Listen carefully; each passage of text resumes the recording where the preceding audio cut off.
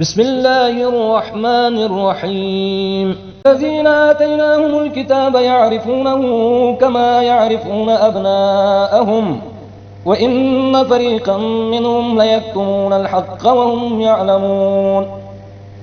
الحق من ربك فلا تكونن من الممترين.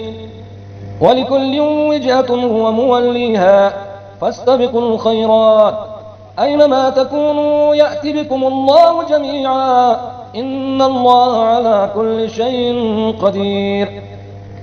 ومن حيث خرجت فول وجهك شطر المسجد الحرام وإنه للحق من ربك وما الله بغافل عما تعملون.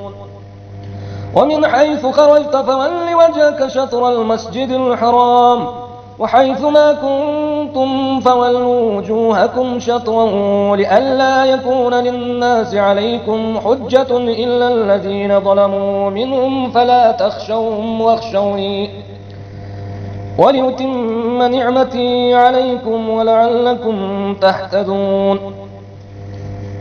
كما أرسلنا فيكم رسولا منكم يتلو عليكم آياتنا ويزكيكم ويعلمكم الكتاب والحكمة ويعلمكم ما لم تكونوا تعلمون. فاذكروني أذكركم واشكروا لي ولا تكفرون. يا أيها الذين آمنوا استعينوا بالصبر والصلاة إن الله مع الصابرين. صدق الله العلي العظيم.